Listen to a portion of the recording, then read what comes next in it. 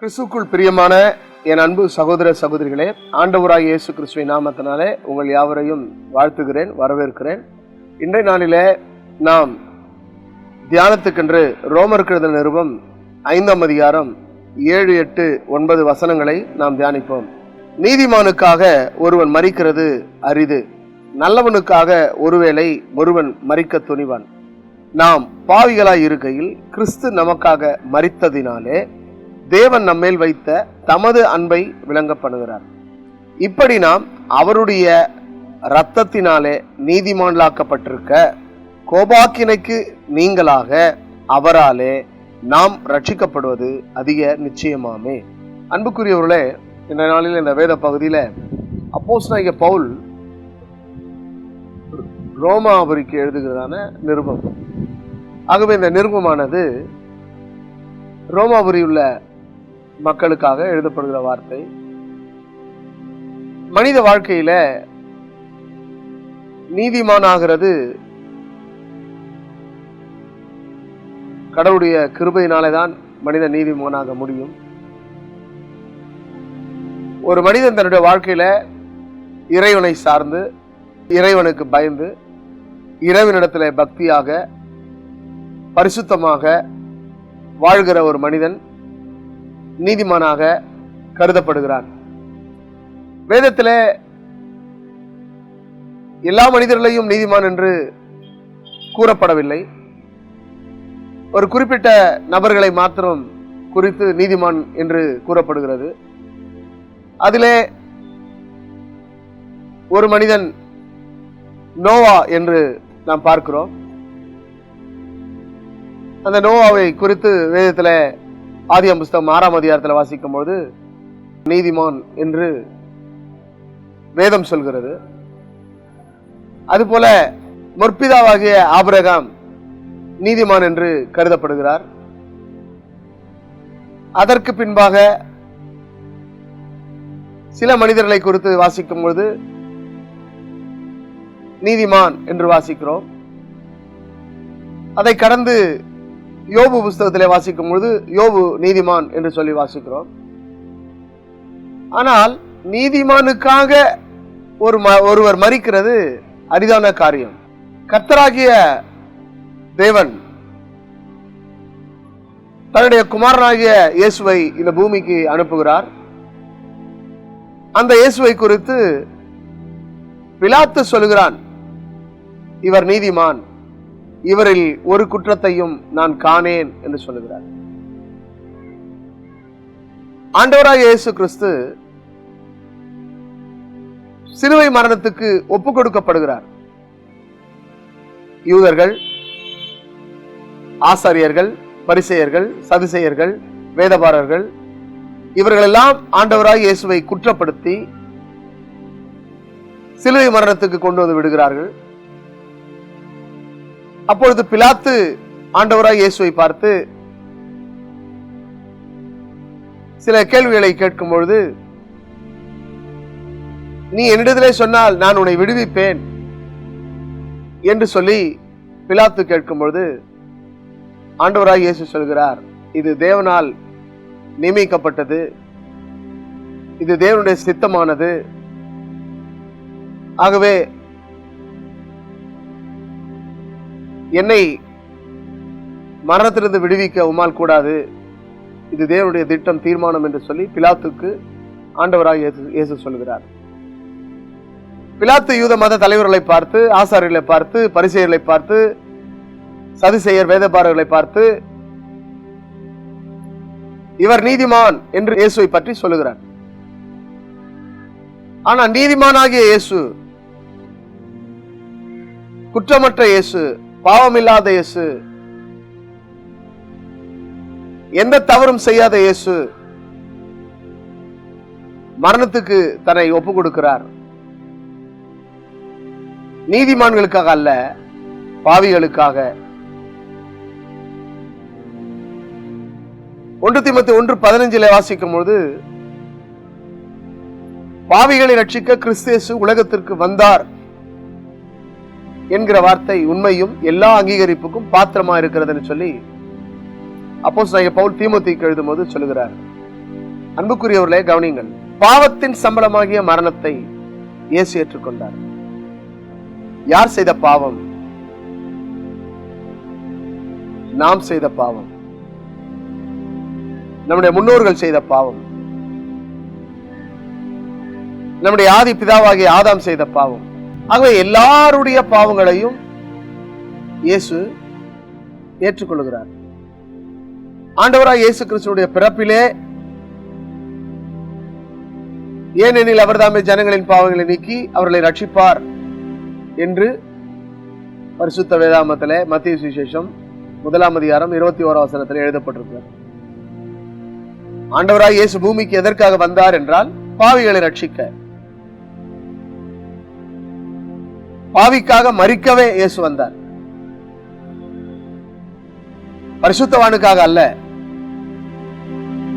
நீதிமானுக்காக அல்ல, பாவிகளுக்காகவே. அப்படி என்றால் இந்த உலகத்தில் வாழ்கிற எல்லா மனிதர்களும் பாவிகள் தான். ஒவ்வொரு மனிதனுக்குள்ளும் பாவம் இருக்கிறது. வேதம் சொல்வது, எல்லோரும் பாவம் செய்து ஏகமாய் கெட்டு போனார்கள், நன்மை செய்கிறவன் ஒருவனும் இல்லை, ஒருவனாகிலும் இல்லை. தேவனை தவிர நல்லவன் ஒருவனும் இல்லை. என் அன்புக்குரிய சகோதரனே, சகோதரியே, கர்த்தருடைய பிள்ளைகளே,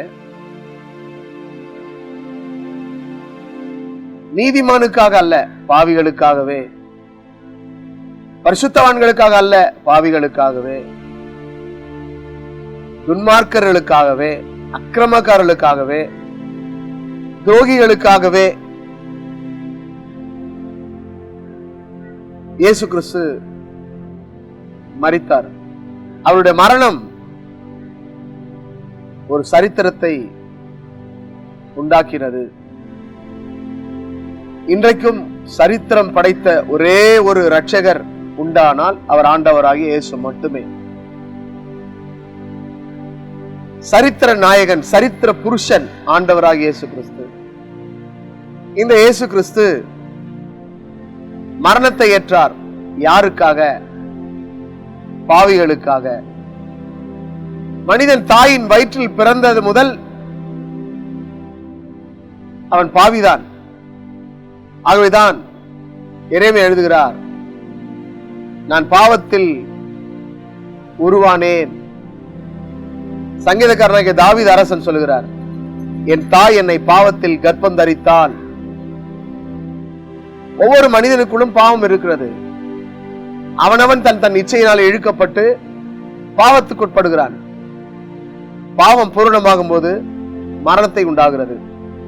ஆகவேதான் ரோம புஸ்தகத்திலே 6 அதிகாரத்திலே வாசிக்கும் போது 23 வசனத்திலே பாவத்தின் சம்பளம் மரணம் என்று சொல்லப்பட்டிருக்கிறது. யார் ஒருவன் பாவம் செய்கிறானோ அவன் தான் மரணத்துக்கு ஏதுவாயிருக்கிறான். அப்ப உலகத்திலே வாழ்கிற எல்லா மனிதனும் பாவம் செய்கிறான்.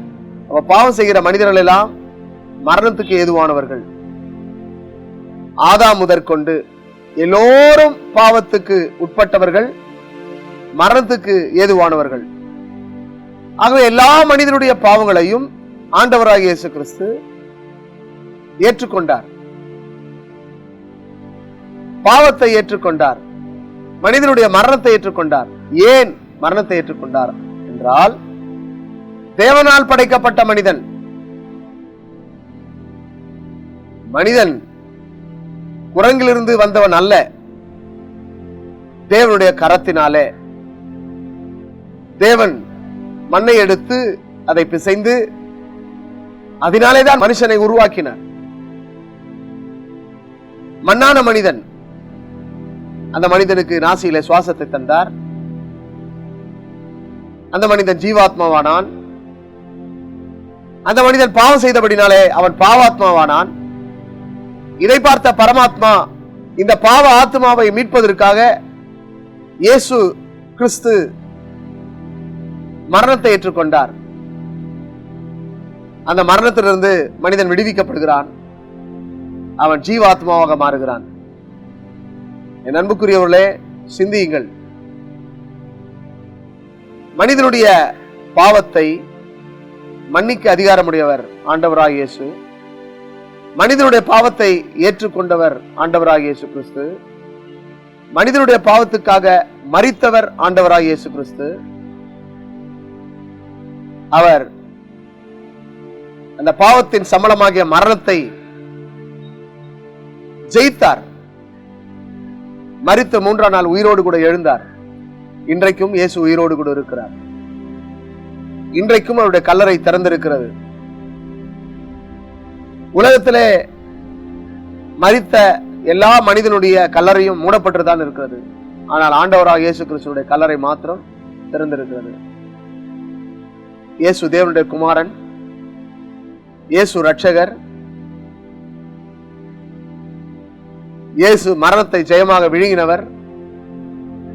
ஆகவேதான் அவருடைய கல்லறை இன்றைக்கு திறந்திருக்கிறது. என் அன்புக்குரிய சகோதரனே, சகோதரியே, வார்த்தையை கேட்டுக்கொண்டிருக்கிற கர்த்தருடைய பிள்ளையே, வேதம் சொல்கிறது, நீதிமானுக்காக ஒருவன் மரிக்கிறது அரிது, நல்லவனுக்காக ஒருவேளை ஒருவன் மரிக்க துணிவான். இந்த பூமியிலே யார் நல்லவன்? நீங்கள் யாரை நல்லவன் என்று சொல்ல முடியும்? தங்களை நல்லவன் என்று எல்லோரும் சொல்லிக் கொள்ளலாம், நல்லவர்களாக நடிக்கலாம், நல்லவர்களாக ஏமாற்றலாம். ஆனால் நம்முடைய மனசாட்சிக்கு தெரியும் நாம் நல்லவனா கெட்டவனா என்று சொல்லி. நாம் சிந்திக்க வேண்டும். அது தாயா இருக்கலாம், தகப்பனா இருக்கலாம், சகோதரனா இருக்கலாம், சகோதரியா இருக்கலாம், அல்லது கணவனாக இருக்கலாம், மனைவியா இருக்கலாம், அல்லது பிள்ளைகளாக இருக்கலாம். நல்லவர்கள் என்று அவர்களை சான்றளிக்க முடியாது. ஆண்டவராக இயேசு கிறிஸ்துவை பார்த்து ஒரு வாலிபன் கேட்கிறான், நல்ல போதகரே, நித்திய ஜீவனை சுதந்திரித்துக் கொள்வதற்கு நான் என்ன செய்ய வேண்டும் என்று சொல்லி அவன் கேட்கிறான்.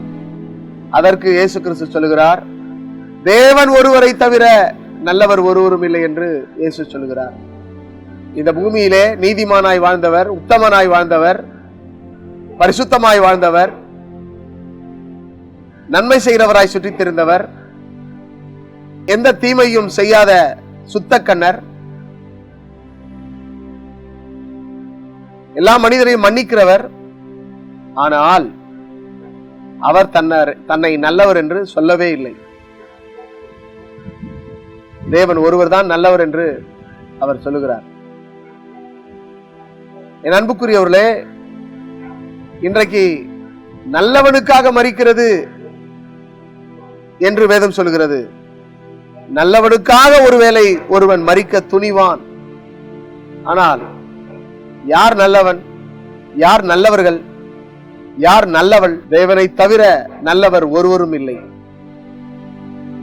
ஆகவே என் அன்புக்குரியவர்களே, கெட்டவராகிய நம்மை மீட்பதற்காக, நம்மை ரட்சிப்பதற்காக இயேசு கிறிஸ்து மரணத்தை ஏற்றார்.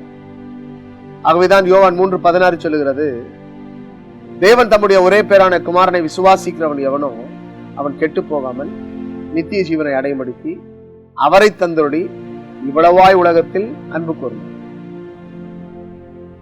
அன்பு நீதிமான் மீது அல்ல,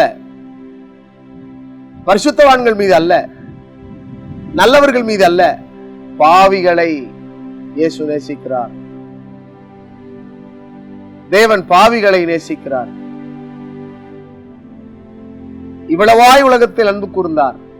ஆகவே அவர் நம் மீது அன்பு கூர்ந்தபடினாலே தன் சொந்த குமாரனை மரணத்துக்காக ஒப்பு கொடுத்தார். தேவனால் படைக்கப்பட்டவன் தான் மனிதன். அந்த மனிதன் செய்த பாவத்துக்காக பிதாவாகிய தேவன் தன்னுடைய சொந்த குமாரனையே நமக்காக கொடுத்தார். அதாவது கெட்டவர்களுக்காக கொடுத்தார், பாவிகளுக்காக கொடுத்தார். என் அன்புக்குரிய சகோதரனே, இந்த வார்த்தையை கேட்டுக்கொண்டிருக்கிற கர்த்தருடைய பிள்ளையே, நீங்கள் நீதிமான்கள் அல்ல, நீங்கள் பரிசுத்தவான்களும் அல்ல, நீங்கள் நல்லவர்களும் அல்ல. அப்படியானால் நீங்கள் பாவிகள், நீங்கள் கெட்டவர்கள், நீங்கள் துன்மார்க்கர் இல்லை என்று மறுக்க முடியாது. துன்மார்க்கராகிய உங்களுக்காக ஆண்டவராகிய இயேசு கிறிஸ்து பாடு மரணங்களை ஏற்றுக்கொண்டார். பாவிகளாகிய உங்களுக்காக, எனக்காக சிலுவை மரணத்தை ஏற்றுக்கொண்டார். சற்று சிந்தியுங்கள். ஒரு வீட்டிலே பிள்ளைகள் தவறு செய்யும் போது அந்த தவறுகளை சொல்லுகிறவர்கள் எப்படி சொல்லுவார்கள்? பிள்ளைகள் செய்த தவறை தாய் தகப்பன் மீதுதான் சொல்லுவார்கள். இந்த தாய் தகப்பன் பிள்ளைகளை சரியாக வளர்க்கவில்லை, ஒழுக்கமாக வளர்க்கவில்லை, நல்ல முறையில வளர்க்கவில்லை என்று சொல்லி பெற்றோர்களை குறை சொல்லுவார்கள், குற்றப்படுத்துவார்கள். இன்னாருடைய பிள்ளை, தகப்பனுடைய பெயர் சொல்வார்கள், இன்னாருடைய பிள்ளைதான் இந்த தவறை செய்தான். ஆகவே அந்த தகப்பனிடத்துல வந்து உன் பிள்ளை பாவம் செய்தான், உன் பிள்ளைக்காக நீ தான் தண்டனை அனுபவிக்க வேண்டும் என்று சொன்னால் என்ன நடக்கும்? பெற்றோர்கள் சொல்வார்கள், நான் ஏற்றுக்கொள்கிறேன் சொல்வார்களா? இல்லை. அவனை உதையுங்கள், அவனை தண்டியுங்கள். அவன் செய்த தவறை அவன் உணர வேண்டும். நீங்கள் தான் அவனை தண்டிக்க வேண்டும். அவன் எங்கள் வார்த்தையை கேட்கவில்லை, ஆகவே காவல்துறைக்கு புகார் அளியுங்கள், அவர்கள் அவனை சிறைக்குட்படுத்தட்டும், அவனை தண்டிக்கட்டும் என்று சொல்லி அனுப்புகிற பெற்றோர்கள் உண்டு. ஒவ்வொரு நாளும் பிள்ளைகள் தவறு செய்து கொண்டிருந்தால் பெற்றோர் இதுதான் செய்வார்கள். எந்த பிள்ளைகள் செய்கிற தவறையும் பெற்றோர்கள் ஏற்றுக்கொள்ள மாட்டார்கள். தவறையே ஏற்றுக்கொள்ளாத பெற்றோர்கள் எப்படி தண்டனை ஏற்றுக்கொள்ள முடியும்? அதுவும் மரண தண்டனையை ஏற்றுக்கொள்ள முடியுமா? ஒரு சின்ன கடன் அல்லது ஒரு 50,000 ரூபாய் கடன் அல்லது ஒரு 5 லட்சம் ரூபாய் கடன், பெற்றோரிடத்திலிருந்து உன் பிள்ளை கடன் வாங்கி விட்டான், நீ கடனை கொடுக்க வேண்டும் என்று சொன்னால் என்ன சொல்லுவார்கள்? 50 ரூபாய் இருந்தால் கொடுத்து விடுவார்கள், 500 ரூபாய் இருந்தால் கொடுத்து விடுவார்கள், 5000 ரூபாய் இருந்தால் கூட கொடுத்து விடுவார்கள். 5 லட்சம் 10 லட்சம் கோடி என்று சொன்னால் வீட்டை விட்டு விரட்டி விடுவார்கள். ஆனால் பெற்றோர்கள் தன் பிள்ளைகளுடைய கீழ்ப்படியாமை, தன் பிள்ளைகளுடைய காரியங்களை கண்டு இவ்விதமாய் ஒரு முடிவு எடுப்பார்கள். வீட்டை விட்டு போய்விடு, உன்னால் எனக்கு தொந்தரவா இருக்கிறது, அவமானமா இருக்கிறது சொல்லிவிடுவார்கள். ஆனால் ஆண்டவராக இயேசு கிறிஸ்து அப்படி அல்ல. மனிதனை படைத்ததினாலே, தேவன் மனிதனை படைத்ததினாலே, இயேசு கிறிஸ்துவின் மூலமாக மனிதன் படைக்கப்பட்டபடினாலே, மனிதனுடைய பாவத்தை நம்மை உண்டாக்கின, உருவாக்கின, படைத்த, படைப்பின் காரணராகிய, சிருஷ்டிகர்த்தாவாகிய தேவன் தன்னுடைய குமாரன் மூலமாக அந்த பாவத்தை நிவர்த்தி செய்கிறார். பாவம் நிவர்த்தி செய்யப்படுகிறது. பாவ நிவாரண பலியாக தன்னுடைய குமாரனை பிதாவாகிய தேவன் கொடுக்கிறார். குமாரனும் பாவ நிவாரண பலியாக தன்னை சிலுவையிலே கொடுக்கிறார். நீதிமான் அல்ல, பரிசுத்தவான் அல்ல, நல்லவர்கள் அல்ல, தீயவர்களுக்காக, கெட்டவர்களுக்காக, பாவிகளுக்காக இயேசு சிலுவையிலே மரிக்கிறார். நீதிமானுக்காக ஒருவன் மரிக்கிறது அரிது, நல்லவனுக்காக ஒருவன் மரிக்க துணிவான். ஆனால் பாவிகளாகிய நமக்கு, துரோகிகளாகிய நமக்கு யார் முன் வருவார்? பாவிகளாகிய நம்மை மீட்க, நம்மை ரட்சிக்க, நம்மை விடுவிக்க ஆண்டவராகிய இயேசு இந்த பூமிக்கு வந்தார். அவர் சிலுவை பாடுகளை ஏற்றுக்கொண்டார். சிலுவையிலே தன்னை ஒப்பு கொடுத்தார். மரண தண்டனையை ஏற்றுக்கொண்டார். என் அன்புக்குரியவர்களே, சற்று சிந்தியுங்கள். நம்முடைய வாழ்க்கையில கடவுள் எவ்வளவு நல்லவராக இருக்கிறார். நீதிமானுக்காக ஒருவன் மரிக்கிறது அரிது, நல்லவனுக்காக ஒருவன் மரிக்க துணிவான். நீங்கள் நீதிமானா? இல்லையே. நீங்கள் நல்லவர்களா? இல்லையே. ஆனால் பிதாவாகிய தேவன் நம்மேல் வைத்த தமது அன்பை விளங்க பண்ணுகிறார். அந்த அன்புதான் தன்னுடைய குமாரனாகிய இயேசு கிறிஸ்துவினுடைய மரணம். சொந்த குமாரனையே உனக்காக, எனக்காக, உங்களுக்காக, எனக்காக கொடுத்தாரானால் அவர் எவ்வளவு அன்புள்ளவர். கெட்டு போன நமக்கு, கெட்ட குமாரனாகிய நமக்கு, கெட்ட மனிதர்களாகிய நமக்கு, பாவ மனிதர்களாகிய நமக்கு, அயோக்கியர்களாகிய நமக்கு ஒரு மீட்பையும் ரட்சிப்பையும் விடுதலையும் இயேசுவின் மூலமாக கிடைத்ததல்லவா? நாம் சற்று சிந்திப்போம். அன்புக்குரியவர்களே, ரோமர் நிருபத்திலே சொல்லப்படுகிறது, நாம் பாவிகளாயிருக்கையில் கிறிஸ்து நமக்காக மரித்ததினாலே தேவன் நம்மேல் வைத்த தமது அன்பை விளங்க பண்ணுகிறார். Greatest love is true love. எவ்வளவு பெரிய அன்பு, இது எவ்வளவு உண்மையான அன்பு. இன்றைக்கு இந்த உண்மையான அன்பை விட்டு விலகி ஓடுகிறவர்கள் எத்தனை பேர்? பொய்யை நம்பி ஓடுகிறார்கள். பொய்யான உறவு, பொய்யான நட்பு, பொய்யை நம்பி ஓடுகிறதான மனிதர்கள். ஆனால் உண்மையான அன்பு இயேசுவின் அன்புதான். இந்த இயேசுவின் அன்பை விட்டு விலகி ஓடுகிற மனிதனே, என் சகோதரனே, சகோதரியே, வாலிபனே, தேவன் நம்மேல் வைத்த தமது அன்பை விளங்க பண்ணுகிறார். எவ்வளவு அன்புள்ள தேவன்! இவ்வளவாய் உலகத்தில் அன்பு கூர்ந்தார். இந்த உலகத்தில் வாழ்கிற நம் மீது அன்பு கூர்ந்த ஒரே ஒரு கடவுள் நம்முடைய தேவனாய் கர்த்தர். இந்த கர்த்தராகிய தேவன் தன்னுடைய சொந்த குமாரனை தந்தார். அந்த சொந்த குமாரன் நமக்காக ஜீவனை தந்தார். அந்த ஜீவனை தந்த இயேசுவின் அன்புக்கு ஈடாக ஒரு அன்பு உலகத்தில் இல்லையே. இயேசுவின் அன்புக்கு ஒப்பான ஒரு அன்பு இல்லையே. சிந்தியுங்கள். எப்படி ஜீவன் தந்த இயேசுவை விட்டு விலகி வாழ முடியும்? உனக்காக உயிரை கொடுத்த இயேசுவை விட்டு எப்படி நீ விலகி வாழ்ந்து கொண்டிருக்கிறாய்? என் அன்புக்குரிய சகோதரனே, சகோதரியே,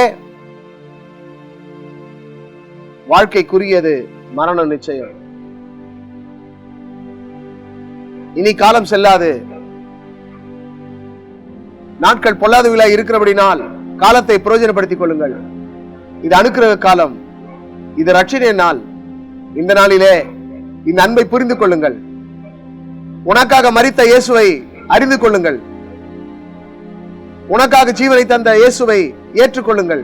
நீதிமானுக்காக ஒருவர் மரிக்கலாம், நல்லவனுக்காக ஒருவன் மரிக்கலாம்.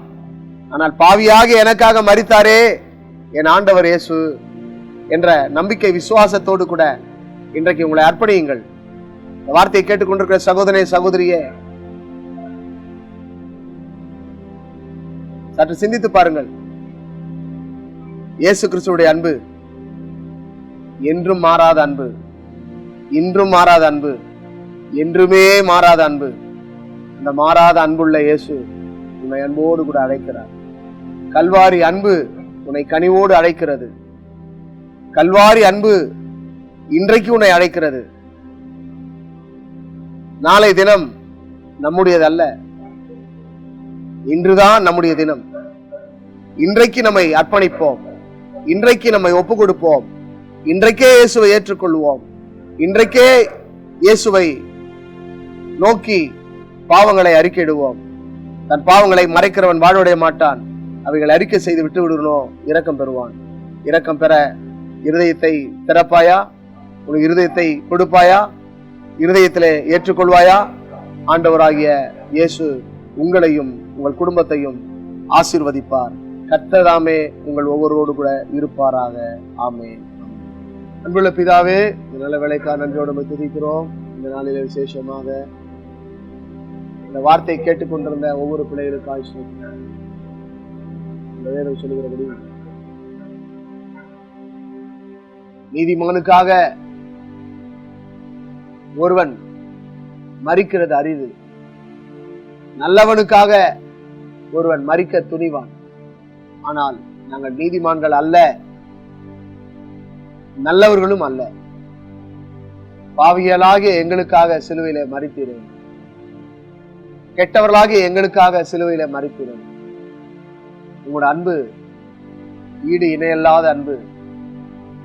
அந்த அன்பை ஒவ்வொருவரும் புரிந்து உண்மை ஏற்றுக்கொண்டு உமக்காக வாழ ஒவ்வொருக்கும் உதவி செய்யும். இந்த வார்த்தையை கேட்டுக்கொண்டிருக்கிற ஒவ்வொரு சகோதர சகோதரியுடைய வாழ்க்கையில உங்களுடைய அன்பு ஊடுருவி பாயட்டும். உங்களுடைய அன்பை அவர்கள் புரிந்து கொள்ளட்டும். உங்களுடைய அன்பை அவர்கள் ருசிக்கட்டும். உங்களுடைய வாழ்க்கையில மாற்றங்கள் உண்டாகட்டும். அருள்நாதர் ஒவ்வொருவரையும் பேர் பேராக தொட்டு ஆசீர்வதியும், பெரிய காரியங்களை செய்யும். இயேசுவின் நாமத்தில் பிதாவே. கர்த்தர் உங்களோடு இருப்பாராக, உங்களை ஆசீர்வதிப்பார். அன்பான தேவ ஜனங்களே, சென்னை பல்லாவரத்தை அடுத்த பம்மலில் உள்ள சர்வதேச கிறிஸ்தவ திருச்சபையில் ஒவ்வொரு வாரமும் நடைபெறுகின்ற ஆராதனை நேரங்கள்: ஞாயிற்றுக்கிழமை காலை 8 மணிக்கு பரிசுத்த ஓய்வு நாள் ஆராதனை நடைபெறும். புதன்கிழமை மாலை 7 மணிக்கு திறப்பின் வாசல் ஜெபம். சனிக்கிழமை காலை 11 மணிக்கு உபவாச ஜெபமும், ஒவ்வொரு மாதமும் முதல் தேதியில் மாலை ஸ்தோத்திர ஜெபமும், முதல் வாரம் ஞாயிற்றுக்கிழமையில் திருவிருந்தோடு கூடிய பரிசுத்த ஆராதனையும் நடைபெறுகிறது. அன்பிற்குரிய கர்த்தருடைய பிள்ளைகளே, நமது சர்வதேச கிறிஸ்தவ திருச்சபையில் நடைபெறுகின்ற இவ் ஆராதனைகளில் நீங்கள் பங்கு பெற்று ஜீவனுள்ள தேவனை மகிமைப்படுத்தி துதிக்க உங்களை அன்போடு அழைக்கிறோம். மேலும் விவரங்களுக்கு நீங்கள் தொடர்பு கொள்ள சர்வதேச கிறிஸ்தவ திருச்சபை எண் 147, காந்தி மெயின் ரோட், சங்கர் நகர், பம்மல், சென்னை 600075. எங்களுடைய வங்கி கணக்கு எண் HDFC 50014662241667. IFSC கோட் HDFC 00041666 என்ற எண்ணிற்கு அனுப்புங்கள். கர்த்தர்தாமே உங்கள் ஒவ்வொருவரையும் நிறைவாய் ஆசீர்வதிப்பாராக என்று உங்களை அன்புடன் அழைக்கும் போதகர் ஜஸ்டின் பிரபாகரன். மேலும் உங்கள் ஜெப உதவிக்கும் ஆலோசனைகளுக்கும் தொடர்பு கொள்ள வேண்டிய செல்போன் எண்கள் 7394541314 மற்றும் 9840727485. மிக்க நன்றி.